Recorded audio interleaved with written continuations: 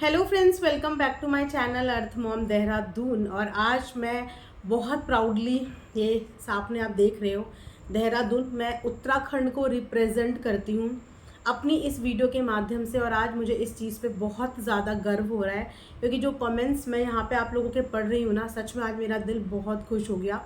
और दिल खुश होने का रीज़न भी मैं आपको बताऊँगी। उत्तराखंड देवभूमि है और हम देवभूमि के निवासी हैं। सो कभी अगर गलती से भी किसी गलत के पक्ष में मेरे मुंह से निकल जाता है ना, और सूनर और लेटर मुझे ऐसा फील होता है कि मैंने ये किसी गलत इंसान का साथ दे दिया, तो मैं वहाँ से बैकआउट करना प्रेफर करती हूँ। लेकिन गलत के लिए सपोर्ट करते रहना मैं कभी भी प्रेफर नहीं करती। बट टचवुड, आज तक ऐसा कभी भी नहीं हुआ कि मैंने किसी गलत इंसान के लिए गलत चीज़ में, किसी के झूठ में किसी को सपोर्ट कर दिया हो। मैंने जब जब यहाँ जो जो बातें बोली हैं, जिस जिसके लिए बोली हैं और जब जब बोली हैं, वो बातें हमेशा सच ही थी। सो इस चीज़ में मैं ब्लेस्ड मानूंगी और मैं आगे भी इस चीज़ का हमेशा ध्यान रखूंगी। मैं ये चीज़ पर्टिकुलर इसीलिए बता रही हूँ क्योंकि आज सचिन की लाइफ से ऐसी बहुत सारी चीज़ों से क्लैरिटी मिली जो एक बिना सॉल्व हुई कंट्रोवर्सी रह गई थी ना। जिस दिन बेसिकली सरिता जेठू ने आने का दिन समय तय किया था अपनी बात रखने के लिए, उनकी बात रखने से पहले ही बाकी सब तरीके से ग्रुप अटैक उनके ऊपर हो गया था। अब वो अपनी बात रख ही नहीं पाए और यहाँ से उन्होंने उस दिन के बाद अपनी ज़ुबान ही बंद कर दी। उस समय तक आई वॉज द वन, मतलब वन ऑफ द रिएक्शन जो उस समय उनको सपोर्ट कर रहे थे, क्योंकि मुझे वो बिल्कुल सही दिख रहे थे उस समय। लॉजिकली भी और फैक्ट्स के आधार पे भी जब मैं बात कर रही थी तो वो मुझे सही दिख रहे थे। लेकिन जब उन्होंने बैकआउट किया तो वहाँ से हमारा भी मैटर ख़त्म हो गया। क्योंकि कोई भी कंट्रोवर्सी का मैटर हमारे लिए एज अ रिएक्शन चैनल तभी तक होता है जब तक वो सोशल मीडिया पे है। तो लेकिन क्योंकि वो एक अनसॉल्व कंट्रोवर्सी थी जिसका आंसर अभी तक भी हम लोगों को नहीं मिला था कि उस पूरी सिचुएशन में कौन गलत कौन सही था, किसने क्या प्लानिंग करी थी। और देखिए, कभी कभी आपका चुप रहना भी आपके लिए फ्रूटफुल हो जाता है और वो फ्रूट आज मिल गया। यानी कि एक और ऐसी कंट्रोवर्सी जिसमें मैंने भी पार्टिसिपेट किया था, मैंने भी रिएक्शंस दिए थे, और अगेन मैंने जिस जगह पे सपोर्ट किया था, जिस इंसान का साथ दिया था, वो इंसान क्लीन चिट साबित हो गया। सो मुझे इस बात की बहुत ज़्यादा खुशी है। So thank you so much आप लोगों का इतना प्यार और सपोर्ट देने के लिए। और कुछ चीज़ें लेट में ही सही लेकिन सामने आती ज़रूर है। और हर चुप्पी का मतलब ये नहीं होता कि सामने वाला हार गया। कुछ चुप्पियाँ जब इंसान कर लेता है ना, तो फिर उसका जवाब भगवान देता है। और समटाइम्स मैं भी चुप रहने में बिलीव करती हूँ, क्योंकि जब हम चुप हो जाते हैं या एक सच्चा इंसान चुप हो जाता है तो फिर जवाब ऊपर वाला दे देता है। तो चलिए इसी के साथ एक रिएक्शन वीडियो शुरू करते हैं और आप लोगों को बहुत मज़ा आने वाला, एंड तक ज़रूर देखना, स्किप बिल्कुल भी मत करना। तो मैं यहाँ पे पहले बात करने वाली हूँ अभी जस्ट लाइव की, जो मैं अभी देख के आई हूँ। उस लाइव में हमें एक कहानी सुनाई गई है। बेसिकली देखिए, अभी उन्होंने वर्बल सारी बातें बताई हैं, तो it is a kind of story for us. क्योंकि कोई भी चीज़ें जब सोशल प्लेटफॉर्म पे आती हैं, and I believe in facts, I am sorry, references and proofs, मेरा हमेशा से ये फंडा है। क्योंकि इमोशनल होके यहाँ पे बहुत सारी कहानियाँ बहुत लोग बताते हैं, अपना वर्जन भी बताते हैं, बट स्टिल हमें हमेशा से बोली हुई बातों से ज़्यादा देखने और सुनने में बिलीव करना चाहिए। इसीलिए इस मैटर में मैं सपना को अप्रिशिएट करती हूँ, क्योंकि अगर वो भी इमोशनली सिर्फ बिना किसी प्रूफ के आ जाए तो शायद मैं सपना के लिए भी उस सॉलिड तरीके से स्टैंड ना ले पाऊँ। सबसे पहले जो सपना वाली ऑडियंस है, जो एक्सपेक्ट कर रही है कि सपना के लिए मैं वीडियो लेके आऊँ, तो बस आप लोगों को कल डेफिनेटली मॉर्निंग 11 बजे वीडियो मिल जाएगी। क्योंकि सपना के लिए जो रिएक्शन मुझे देना है उसमें मुझे कुछ एडिटिंग की ज़्यादा ज़रूरत पड़ेगी, क्योंकि मुझे उसमें कुछ ऑडियोज़ भी लगानी पड़ेंगी, तो उसमें मेरा थोड़ा एडिटिंग का काम भी ज़्यादा बढ़ जाएगा। तो मैं आज रात को, चाहे मुझे 2 बज जाए, लेकिन मैं वो वीडियो शूट करके ही सोऊंगी और आप लोगों को सुबह 11 बजे वो मिल जाएगा। तो प्लीज़ उसके लिए मुझे माफ़ करना। आप लोग दिन भर से मुझे बोल रहे हो और मैं बिल्कुल भी बना नहीं पा रही हूँ, लेकिन आपको मैंने बता दी कि उसमें मुझे थोड़ा सा एडिटिंग के लिए टाइम चाहिए होगा। ठीक है, तो आप लोगों को मिल जाएगी। अब यहाँ पे जो हमारे सचिन भैया हैं, उन्होंने एक अच्छा खासा हमें कहानी से, हमारे ऊपर से चीज़ें हटाई। क्योंकि हम यही सोच रहे थे कि यार, मतलब जो पहले की व्लॉगिंग है वहाँ और अब की सीन में बहुत ज़्यादा ज़मीन आसमान का फ़र्क है। तो कोई भी रिलेशनशिप की शुरुआत, कोई भी अफेक्शन, अट्रैक्शन या इन्फ्लैक्चुएशन, कुछ भी बोलो, उसकी शुरुआत एकदम से नहीं होती है ना। बहुत सारे लोगों का सवाल भी इस चीज़ पे ये था कि पहले शुरुआत किसने करी, क्या पहले शुरुआत सचिन ने करी या फिर पहले शुरुआत दीदी जी ने करी। हमेशा ऐसा नहीं होता है कि हमेशा लड़के ही किसी चीज़ की शुरुआत करते हैं, और हमेशा ऐसा भी नहीं होता कि हमेशा लड़कियां ही किसी चीज़ की शुरुआत करती हैं। लेकिन अकॉर्डिंग टू सचिन, इस गंदे रिश्ते की शुरुआत या इस गंदे रिश्ते को हरी झंडी देने वाली अनफॉर्चुनेटली एक महिला थी, यानी कि हमारी दीदी जी थी, जिन्होंने इस गंदे रिश्ते को हरी झंडी दी। एक बीज उनके दिमाग में आया, और ये बीज उनके दिमाग में तब डेवलप होने लगा द डे सचिन ने एक बहुत सुंदर सा घर अपना अंबाला में बनाया और उस घर का गृह प्रवेश रखा। गृह प्रवेश में आने वाले हर मेहमान ने उनके घर की बहुत तारीफ करी थी, क्योंकि वाकई में उन्होंने अपना घर बहुत सुकून और मेहनत से बनाया है और बहुत खूबसूरत भी बनाया है। तो उस दिन से दीदी जी को ये ख्याल आने लगा कि सचिन ने घर नहीं, बेसिकली महल बनाया है, और वहाँ से उनका जो है इंटेंशंस वो सडनली चेंज हो गई।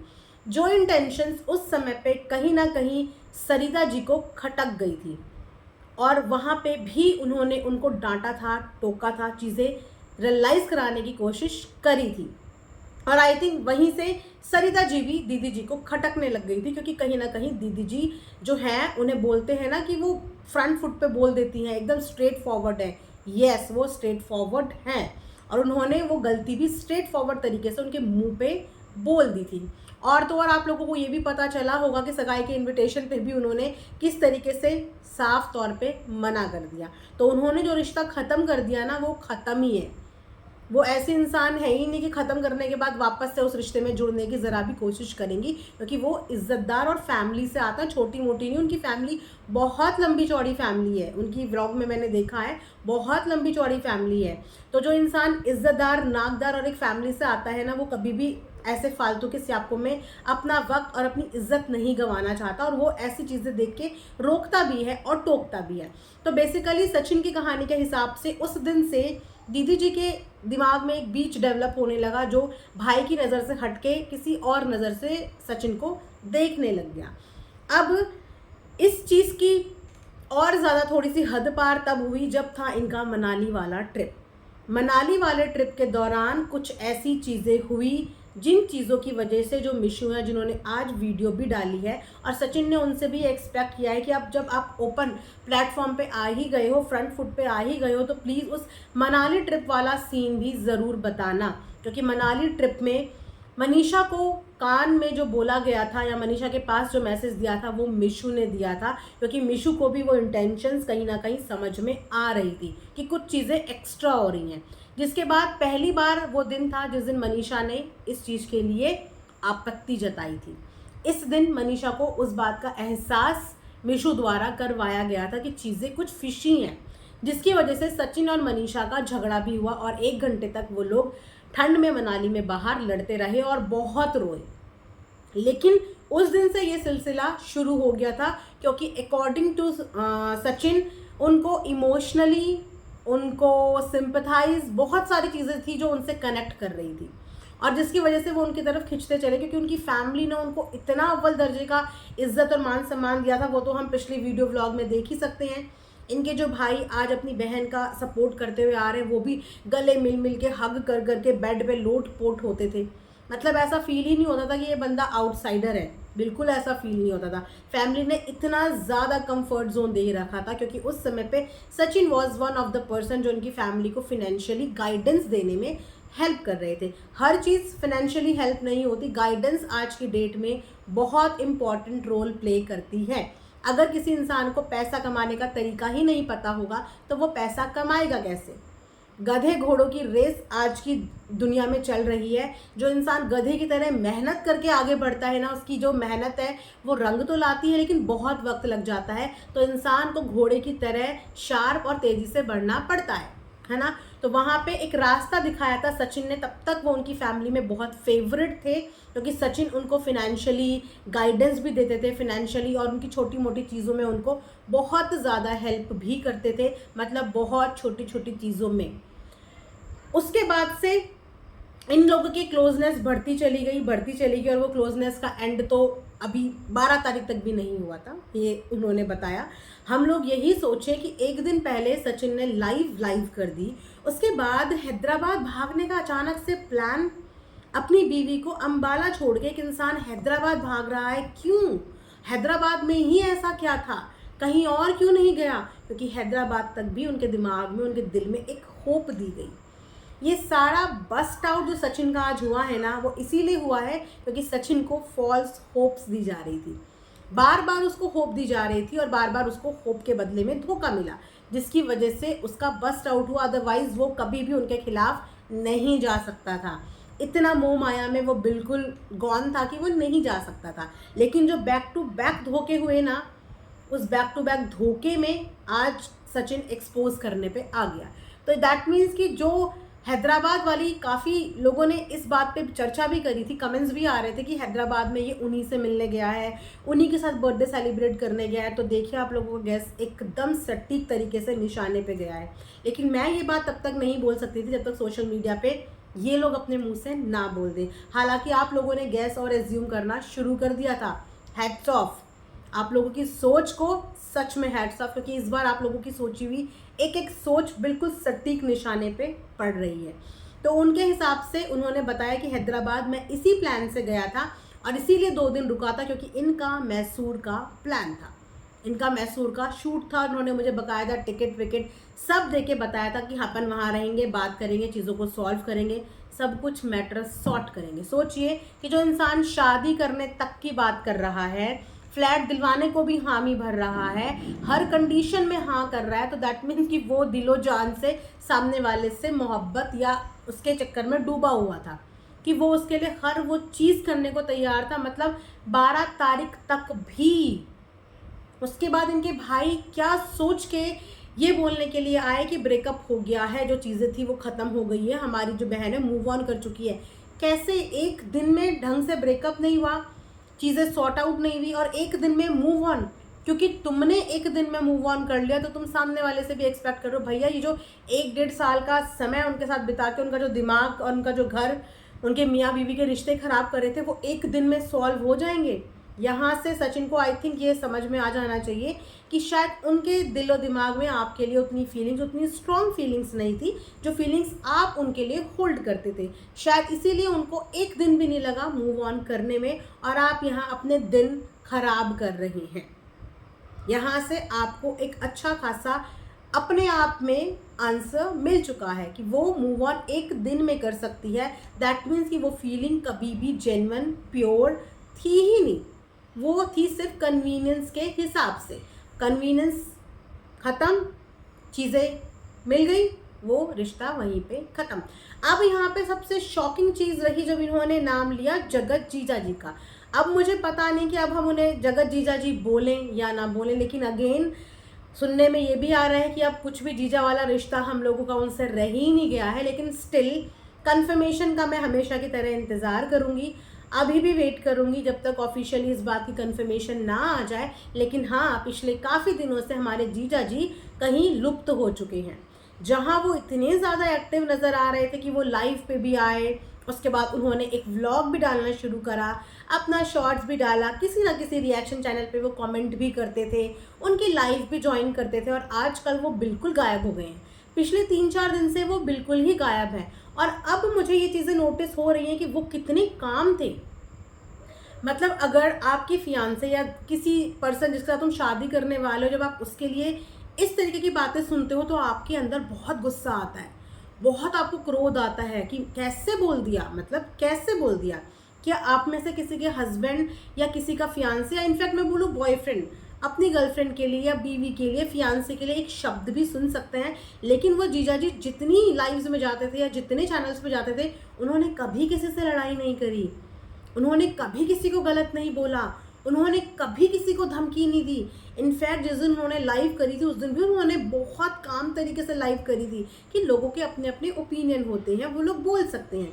अपने आप को नल्ला, बेरोजगार, जगत जिसे सब कुछ एडमिट कर रहा था वो इंसान। तो he is very mature, very mature. और जिस तरीके से वो अपनी फैमिली के अराउंड सराउंड थे, वो पहला दिन था कि मैंने उनको लाइफ में बहुत करीब से देखा। उससे पहले मैंने उनको देखा भी नहीं, ना ही मेरा कभी उनसे एज सच कमेंट सेक्शन में कभी बात हुई, ना ही मैंने उन पर कभी कोई वीडियो बनाई, कभी भी नहीं बनाई। लेकिन उस दिन लाइव में जब मैं उनके घर का एटमॉस्फेयर जज कर रही थी ना, मतलब he is kind of a person जो फैमिली ओरिएंटेड लोग होते हैं, जो एक साथ उठना बैठना पसंद करते हैं, किसी की ग्रोथ से या किसी की चीज़ से जेलस नहीं करते। जैसे कि उनकी बहन का भी एक चैनल था, हालांकि वो कज़न सिस्टर थी, वो उनके चैनल पे भी आ रहे थे, उसको भी चैनल पे भी काम कर रहे थे, लेकिन जो दीदी अपनी खुद के भाई के चैनल के लिए अगेंस्ट थी। और देखिए यहाँ पर भी कहीं ना कहीं बिल्कुल सब चीज़ें सटीक तरीके से लग गई कि उस दिन ये जो बंदा है, ये सचिन जी, ये झगड़ा भी इनके लिए करने गए थे, क्योंकि इनको अपने भाई का यूट्यूब का चैनल पसंद ही नहीं था। ये चाहती ही नहीं थी कि एक घर में दो दो चैनल खुलें, और उनके चैनल बनाने की वजह से ये हर्ट हो गई थी, और इनको सपोर्ट करने के लिए ये वहाँ पे उनके भाई को सुना के आ गए, और पंगा हो गया सचिन और उनके भाई का। तो बेसिकली भाई और सचिन की लड़ाई करवाने वाली भी यही थी। वैसे तो ये भी पता चला है कि ये एक इन्फ्लुएंसर से लड़ाई करवाती थी। एक इन्फ्लुएंसर, मतलब इनकी लाइफ में कोई ऐसा बंदा जिसे बोले कि ये मैं बहुत पसंद करती हूँ, या कोई ऐसा इंसान जिसको बोल दे कि इनकी तारीफ करी हो। हर किसी की बुराई हुई है यहाँ। मीशू की बुराई, नीतू दीदी की बुराई, सरिता जी की बुराई, जेठू की बुराई, मतलब अपने रिश्तेदार, अपने भाई, अपने इर्द गिर्द के हर एक सिंगल बंदे की बुराई। हमें लाइफ में कोई एक इंसान तो अच्छा लगता है, पर ऐसा कैसा इंसान है यार जिसको ज़िंदगी में कोई भी पसंद नहीं है, जिसको सब लोग बुरे लगते हैं और जो सबकी भर भर के बुराई करता हो। मैंने लाइफ में ऐसा इंसान पहले देखा, और आई थिंक ये पहला और आखिरी ही इंसान मैं देख रही होंगी। तो मेरा को सबसे ज़्यादा शौक लगा जब लाइव में सचिन ने नाम लिया जगत जीजा जी का, कि इस टाइम पे जिस इंसान ने उनको सबसे ज़्यादा सपोर्ट किया, जो उनके लिए खड़े हैं और जिन्होंने उनको मोटिवेट किया बोलने के लिए, अपने लिए स्टैंड लेने के लिए, अपनी बात रखने के लिए, अपने आप को गियर अप करने के लिए, वो कोई और नहीं, हमारे जगत जीजा जी थे। मतलब आज सही मायने में मैं बोलूँगी कि आप आज सही मायने में सुपर हीरो प्रूव हुए हो, क्योंकि गलत इंसान का साथ हम कभी कभी रिश्तों की मजबूरी में दे देते हैं, और सही इंसान को हम कभी कभी रिश्तों की मजबूरी में इग्नोर कर देते हैं, जैसे कि दीदी के फैमिली वाले भी कर रहे हैं। अच्छा भला सही गलत सब कुछ जान रहे हैं, उनसे कुछ छुपावा नहीं है, सब कुछ उन्हें पता है, लेकिन फिर भी रिश्तों में बनने की वजह से वो स्टैंड नहीं ले पा रहे हैं, अपनी बहन को गलत नहीं बोल पा रहे हैं और सामने वाले को सही नहीं बोल पा रहे हैं। लेकिन यहाँ पे अगर जगत जीजा जी ने सपोर्ट किया और मोटिवेट किया है सचिन को, तो दैट मीन्स सच में वो सुपर हीरो का टैग अब डिज़र्व करते हैं, अपने लुक से नहीं, अपनी इन एक्टिविटीज़ से डिज़र्व करते हैं। उसके बाद शादी, जो कि बोली गई थी कि 5-6 साल की बच्ची की माँ क्या लव मैरिज करेगी। शर्म करो, शर्म करो कि 6-7 साल की बच्ची की माँ क्या लव मैरिज करेगी। एक झूठ को छुपाने के लिए ना इंसान को बहुत झूठ बोलने पड़ते हैं, बहुत झूठ, और वो झूठ टाइम टू टाइम सामने आ रहे थे, रोज़ सामने आ रहे थे, और रोज़ इस चीज़ से मुकरा जा रहा था। मतलब अगर लव मैरिज के लिए हाँ भी बोल देते कि मैं कर रही थी, तो डर किस बात का था।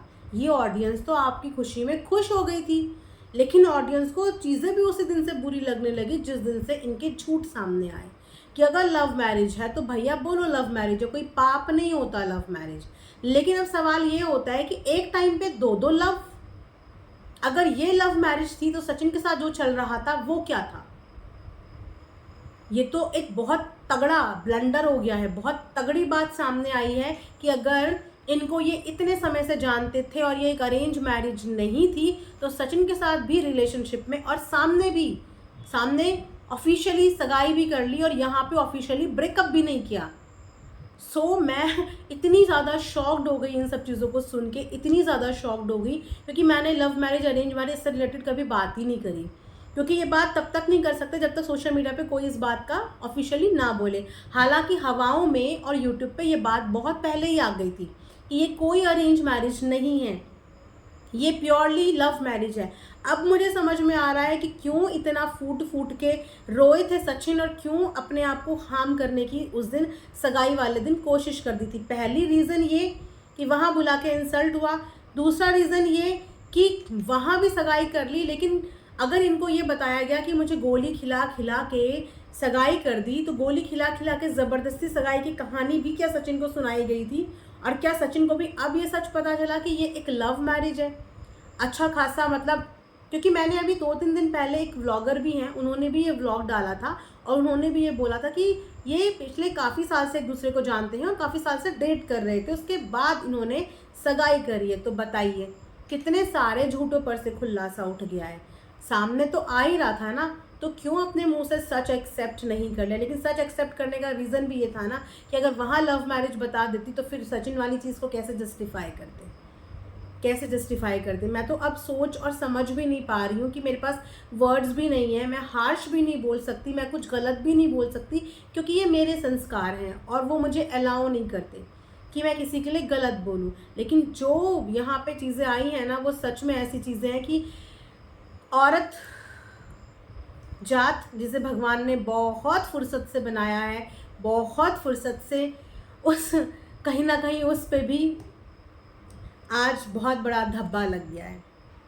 और साथ में ये भी बताया है कि उनके ऊपर कुछ कंप्लेन वगैरह हो गया है, कुछ लीगल एक्शन उनके अगेंस्ट में हो गया, जिसके लिए उनको थाने से कॉल आया था और उनको वहाँ पे जाके हाज़िरी देनी पड़ेगी, वहाँ पे जाके अपनी अपीयरेंस देनी पड़ेगी। लेकिन ये भी बोला है कि मैं चीज़ें धीरे धीरे सब कुछ सामने लेके आऊँगा, क्योंकि अब मैं अपनी बिल्कुल फुल एंड फाइनल जोन में आ चुका हूँ। मतलब कि अभी दोपहर तक उन्हें साइकेट्रिस्ट की ज़रूरत पड़ रही थी, लेकिन अब वो बिल्कुल सही हो चुके हैं और अब वो धीरे धीरे करके हम लोगों के साथ सब कुछ अपनी जर्नी, अपनी ये छल कपट धोखा वाली जर्नी हमारे साथ धीरे धीरे करके शेयर करेंगे कि किस तरीके से उनके साथ छल कपट धोखा हुआ।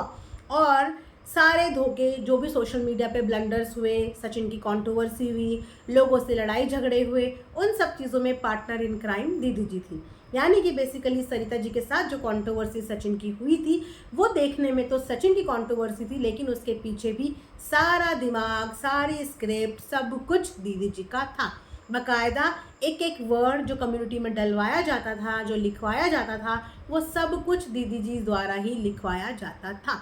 जबकि दीदी जी का तो उन लोगों से कोई भी प्रॉब्लम नहीं हुआ था, लेकिन हाँ, सबसे बड़ा प्रॉब्लम ये हुआ था कि सरिता जी ने उनको टोक दिया था, सरिता जी ने उनको डांट दिया था। और एक बार नहीं, कई बार डांटा, कई बार टोका। लेकिन जब इन्हें लगा कि सरिता मेरी सुन नहीं रही है, तो चलो सबसे पहले सरिता को ही रास्ते से हटा देते हैं, इसको ही बदनाम कर देते हैं, इसको ही डिफेम कर देते हैं। और उस डिफेमेशन में मेरा साथ अगर कोई दे सकता है तो वो है सचिन, क्योंकि सचिन के पास एक अच्छा खासा ग्रुप है, एक यूट्यूबर्स की कम्युनिटी है जो कहीं ना कहीं उसको सपोर्ट करेंगे, और मेरे पास है सिंपैथी कार्ड जिसके बलबूते पे मैं सबको सब कुछ करवा दूंगी।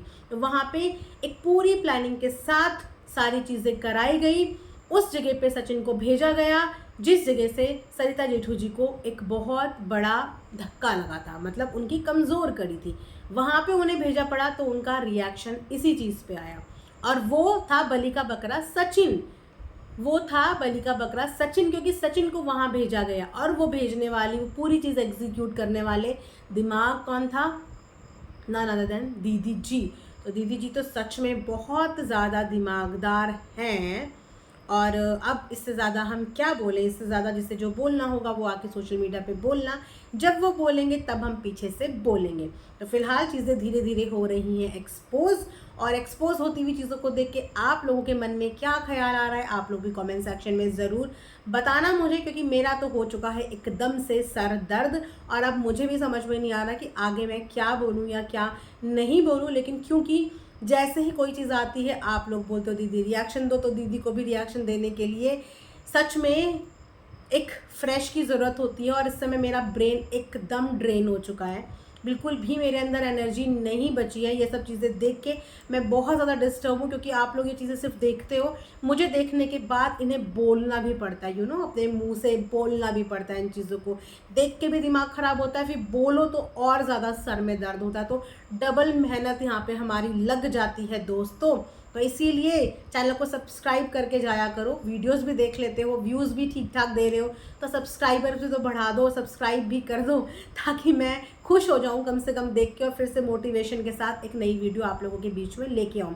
तो फिलहाल हमारे भैया जी की लाइफ का ये पूरा का पूरा सारांश था, लेकिन स्टिल मुझे अब भैया जी की बातों पे इतना ज़्यादा यकीन नहीं है, क्योंकि भैया जी हो चुके हैं पलटू। वो कभी कुछ बोलते हैं, कभी कुछ बोलते हैं, कम्युनिटी में भी हमारे साथ खेल ही रहे हैं। तो मुझे पता नहीं अब इतनी सारी बातें जो भैया जी ने बताई हैं उसमें कितना सच है, कितना झूठ है। लेकिन हाँ, मैं विश्वास करूँगी मनीषा के स्टेटमेंट पर, और मनीषा ने उस दिन जो व्लॉग में बोला होगा उस बात पे मुझे यकीन है कि उसने जो जो बातें बोली वो झूठ नहीं बोली होगी, क्योंकि उस बंदी ने उस दिन भी झूठ नहीं बोला था जिस दिन ये आईसीयू में पहुंच गए थे। उसने तब भी मना कर दिया था कि मैं जिस दिन बोलूँगी तो सच बोलूँगी, लेकिन मैं झूठ नहीं बोलूँगी। तो वो उस दिन भी चुप हो गई थी। तो मैं जो स्टेटमेंट से बिलीव करूँगी वो मैं करूँगी मनीषा की एक एक स्टेटमेंट पे मैं बिलीव करूँगी। बाकी भैया जी पे जिसे बिलीव करना है वो बिलीव कर सकते हैं। भैया ऑलरेडी अपनी पूरी सोशल मीडिया फैमिली से, रिएक्शन चैनल से, क्रिएटर से, सबसे माफ़ी मांग चुके हैं। एंड यस, माफ़ी मांगने के लिए भी जिगरा चाहिए। ये सबके बस की बात नहीं होती है। कुछ लोगों के लिए अपनी नाक इतनी लंबी होती है कि वो अपनी गलतियों पे भी झुकना मंजूर नहीं करते। और सच में माफ़ी मांगने वाले से ज़्यादा माफ़ करने वाला बड़ा होता है। तो अगर भैया जी दिल से, सचिन भैया जी दिल से माफ़ी मांग रहे हैं तो डेफिनेटली उनको इस माफ़ी मिलेगी, लेकिन तब जब वो अपनी घर गृहस्थी को खुशी से, शांति से चलाने का प्रॉमिस अपनी इस ऑडियंस के साथ करेंगे। क्योंकि इस ऑडियंस को आपसे और कुछ नहीं चाहिए। उन्हें सिर्फ चाहिए आपके घर की खुशियाँ, आपकी बीवी की चेहरे से जो खुशियाँ आपने उड़ा दी ना इतने 1-2 साल में, उसके चेहरे पे हमें वो खुशियाँ वापस चाहिए। सिर्फ इतना आपसे चाहिए, माफ़ी नहीं चाहिए। माफ़ी मांगनी है तो अपनी वाइफ से मांगो, और अगर सच में हमसे माफ़ी चाहिए तो अपनी वाइफ को खुश करके दिखाओ, उसको खुश रख कर दिखाओ। हमारी तरफ से वो माफ़ी ही होगी। एंड आई नो कि सारी ऑडियंस भी यही चाहती है। हमारी तरफ से आपके लिए वही माफ़ी हो जाएगी। हमने आपको माफ़ कर दिया अगर आपने अपनी बीवी को खुश रखना शुरू कर दिया, अपने पेरेंट्स को खुश रखना शुरू कर दिया, अपने बिखरे हुए परिवार को समेट लिया। ये हमारे लिए सबसे ज़्यादा खुशी की बात होगी। तो ये वीडियो मैं यहीं पे एंड करती हूँ। आई होप आप लोगों को पसंद आया होगा। Thanks for watching earth Mom Dehradun.